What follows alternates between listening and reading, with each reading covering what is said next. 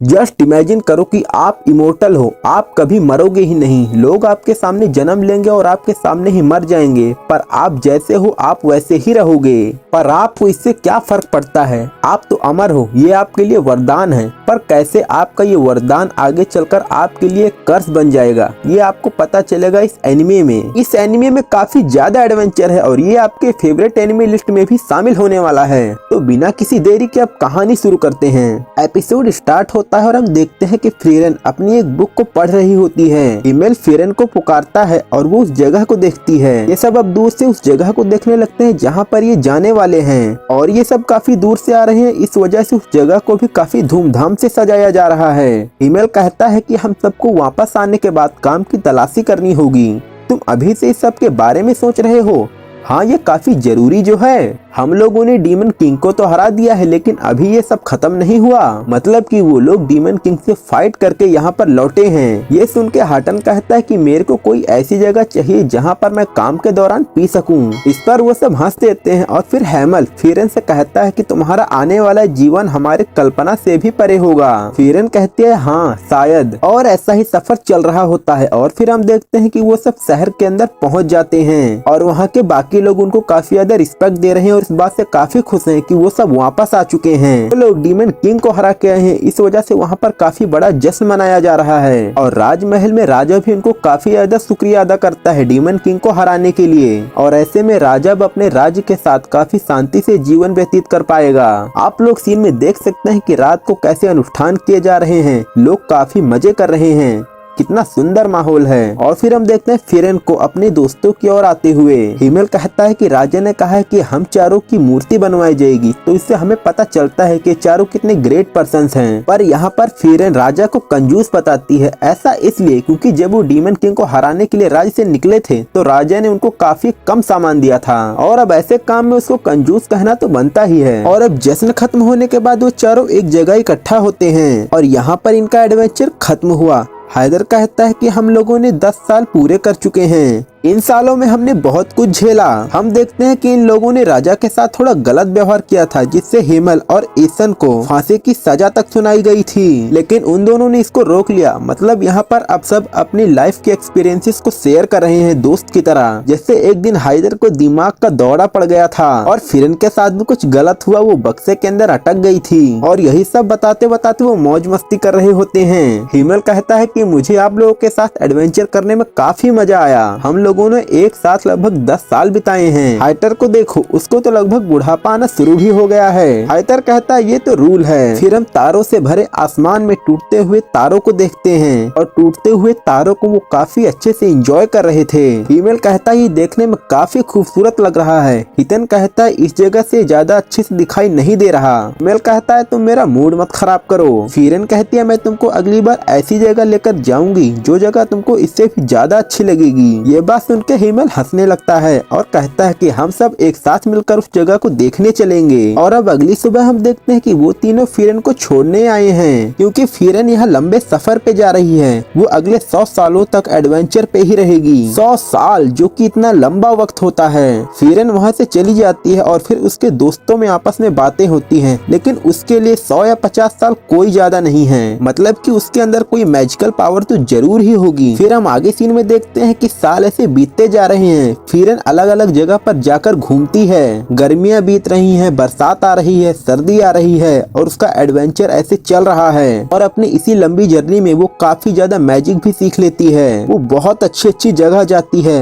लोगों को अपना मैजिक दिखाती है और दोबारा उसी बक्से के अंदर फंस जाती है। और फिर आगे सीन में हमें दिखाया जाता है कि वो बड़ी भी हो चुकी है। उसको देखने से उसकी एज का पता तो नहीं चलता, उसकी बॉडी देखकर तो उसकी एज को नहीं डिफाइन किया जा सकता, पर एडवेंचर के टाइम से तो हमें पता चल ही जाता है। फीरन अपने ड्रैगन के हॉर्न के बारे में एक लड़के से बताती है। वो लड़का सीधे कह देता है कि मेरे को इसके बारे में कुछ नहीं पता। मतलब सिंपल भाषा में कहे तो जो डीविल किंग के अंदर राजमहल होता है, उसके अंदर वो सिंह मौजूद था, और वो सिंह अभी हिमेल के पास है। और अब समय आने वाला है जब तारे गिरेंगे आसमान से, और वो सोचती है कि उस समय वो हिमेल से मिले। और इसी मकसद से अब वो दोबारा सिटी के अंदर पहुंच जाती है। फिरन गलियों में हीमेल को ही ढूंढ रही होती है, तभी एक आवाज आती है और वो आवाज हीमेल की होती है। और हम देख सकते हैं यहाँ पर हीमेल कितना ज्यादा ओल्ड हो चुका है। वो 10 साल के लिए ट्रिप पे गया था और अभी दोबारा 10 साल हो चुके हैं। फिरन उसको देख के हैरान हो जाती है। हीमेल कहता है मैं तो इस उम्र में भी काफी ज्यादा हैंडसम हूँ। यहाँ पर 50 साल बीत चुके हैं। वो तो बूढ़ा हो चुका है लेकिन फिरन अभी भी वैसी की वैसी ही है। वो कहता है कि मुझे नहीं लगा कि मैं दोबारा कभी तुम्हें देख पाऊंगा।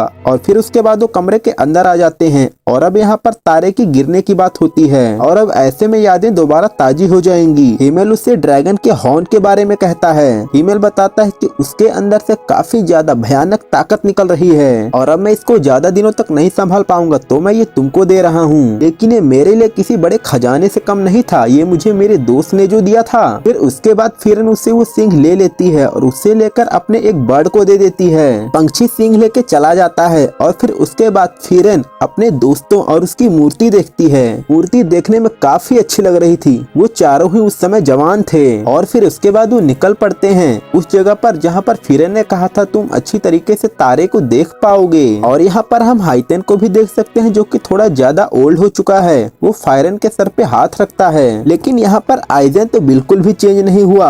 और अब ऐसे में वो चारों उसी जगह निकल जाते हैं जहाँ पर फिरन जा रही है। इस सब में उनको काफी मजा आ रहा है क्योंकि वो सब एक साथ दोबारा ट्रैवल कर रहे हैं। फिर से वो सब मिलके एक डेविल को मारते हैं। यहाँ पर हम फिरन के मैजिक अटैक को भी देखते हैं कि कैसे उसने अपने मैजिक में मास्टरी हासिल कर रखी है। पर यहाँ पर हीमेल काफी ज्यादा ओल्ड हो चुका है और रात को खुले आसमान के नीचे वो चारों एक साथ लेटे थे।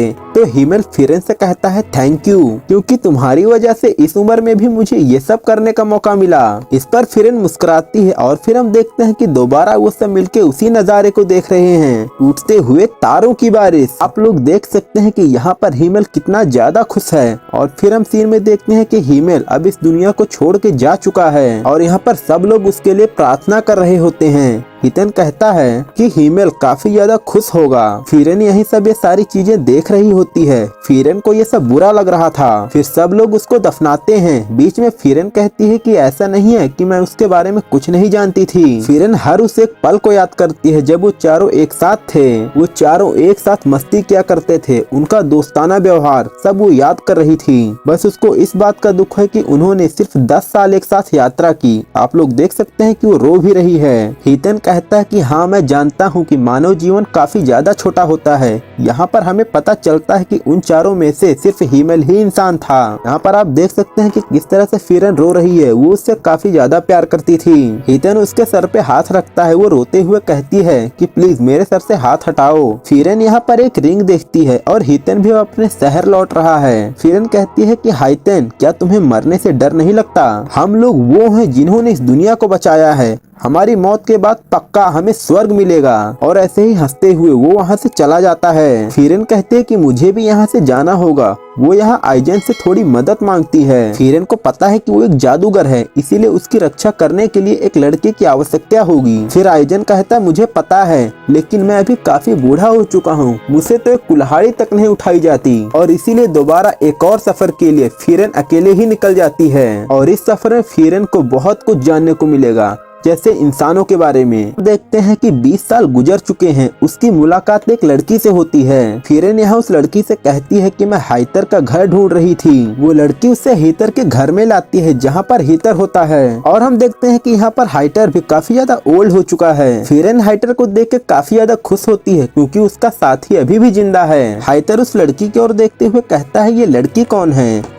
उसका नाम यहाँ पर हमें फन पता चलता है और वो एक अनाथ लड़की है। फिरन को पता है कि वो मदद नहीं कर रहा है, इसीलिए वो कहता है कि तुम हीमेल नहीं हो, क्योंकि हीमेल तो हमेशा सबकी मदद करता था। हीतर पूछता है कि तुम्हारा यहाँ पर कैसे आना हुआ? फिरन बताती है कि मैं यहाँ सिटी में आई थी कुछ लेने के लिए, और ऐसे में यात्रा के दौरान कोई अगर मुझसे मिलता है तो मैं उससे काफी अच्छे से बात करती हूँ। फिरन कहते कि मेरे ऊपर तुम्हारा काफी बड़ा कर्ज है, इसीलिए मैं मरने से पहले उसको चुकाने आई हूँ। इस पर हीतर कहता है है कि मेरे पास भी एक रिक्वेस्ट है। फन के अंदर एक जादूगर जैसी क्षमता है, क्या तुम अपनी यात्रा पे उसे अपने साथ लेके जाओगी? मुझे माफ करना हैदर, लेकिन मैं ऐसा नहीं कर सकती। वो बस मेरे रास्ते में आएगी। तुम्हें तो पता ही है कि कैसे युद्ध में एक जादूगर की मौत होती है। इस पर हैदर कहता है ठीक है, मेरे पास तुम्हारे लिए एक और प्रार्थना है। फिर वो उसे एक जगह पर लाता है और उसे एक किताब दिखाता है और ये बुक उसे एक कब्र से प्राप्त हुई थी। वो लोग बात करते हैं कि इस किताब के अंदर पुनर्जन्म और अमर रहने की ताकत है। ऐसा कुछ ही इसके बारे में इसके अंदर लिखा गया है। लेकिन फिरेन के लिए तो काफी मुश्किल सी बात है, क्योंकि उसको पता है कि ऐसा कोई जादू हो ही नहीं सकता, मतलब इम्पॉसिबल है। हैदर कहता है इसीलिए मैं चाहता हूँ कि तुम इस बुक को अच्छी तरह से पढ़ो और समझो, तुम इतना तो कर ही सकती हो। तो फिरेन कहती है हाँ मैं ये कर सकती हूँ, पर इसमें मेरे को लगभग 5 से 6 साल लगेंगे। लेकिन तुम इसे समझना क्यों चाहते हो? मुझे लगा तुम मरने से नहीं डरते। हैदर कहता है इसके लिए मेरे पास 2 कारण है। पहला, जब मैंने तुम्हें बताया था कि मैं मरने से नहीं डरता, ऐसा मैंने इसलिए कहा था क्योंकि मैं चाहता था कि तुम्हारे अंदर साहस रहे, तुम निडर रहो। और दूसरी बात ये है कि मुझे जो पहले मरने से डर लगता था, वो डर अब और भी ज्यादा लगता है। भले ही मैं अमर ना हो सकूं, लेकिन मुझे अपनी जिंदगी में थोड़ा और समय चाहिए। फिरेन अब उस बुक की ओर देखते हुए कहती है कि तुम तो बड़े करप्ट पुजारी निकले। और इसके बाद हैदर कहता है कि जब तुम्हारे पास थोड़ा खाली समय होगा तो तुम क्या उसको थोड़ा फन मैजिक सिखाओगी? ऐसा प्रीस्ट, मेरे पास उसके बारे में कोई नॉलेज नहीं है। और ऐसी बात थी तो इस पर फिरेन भी राजी हो जाती है फन को मैजिक सिखाने के लिए। फिर अगले सीन में हम देखते हैं कि फन यहाँ पर अपनी मैजिक स्टिक के साथ एक जगह खड़ा होता है और उसी वक्त वहाँ पर फिरेन आती है। फिरेन फन से कहती है और वो बताती है कि मिस्टर हैदर का भी कहना है कि मैं व्यवहार से थोड़ा इनविजिबल हूँ, मतलब मैं अपने व्यवहार किसी को दिखाया नहीं करती। वो कहती है ये तो अच्छी बात है ना। फिरेन भी कहती है हाँ। फिरेन उसे देखते हुए सोचती है आखिर इस उम्र में उसने क्या क्या पढ़ाई की है और उसे कितना आता है। फन यहाँ पर बताती है कि जब मैं उस चट्टान के अंदर एक छेद कर पाऊंगा तब मैं एक अच्छा जादूगर बन पाऊंगा। ये सुन के फिरेन काफी ज्यादा हैरान हो जाती है और उस चट्टान को देखती है जो कि काफी ज्यादा दूर होती है। और फिर वहीं पर फन अपना मैजिक दिखा देती है। वो मैजिक एकदम से चट्टान को छूने ही वाला था पर वो छू नहीं पाता। आप लोग देख सकते हैं कि वो चट्टान भी उससे कितनी दूर है और फिरेन भी ये सब देख रही होती है। फन कहती है कि मुझे ट्रेनिंग के लिए क्या क्या जरूरत होगी। फिरेन कहती है ट्रेनिंग से पहले क्या मैं कुछ पूछ सकती हूँ? क्या तुम्हें मैजिक पसंद है? वो कहती है हाँ। तब तो तुम बिल्कुल मेरे जैसे हो। और यहीं पर ये एपिसोड एंड होता है। वीडियो अच्छी लगी हो तो वीडियो को लाइक करना और नेक्स्ट एपिसोड देखने के लिए अभी चैनल को सब्सक्राइब करना। और इस एनिमे से रिलेटेड कुछ भी कहना हो तो कमेंट जरूर करना। और ऐसी ही अमेजिंग वीडियो आपको एंड स्क्रीन पे दिख रही होगी, वो भी जरूर देखना। मिलते हैं अगले वीडियो में, तब तक के लिए बाय।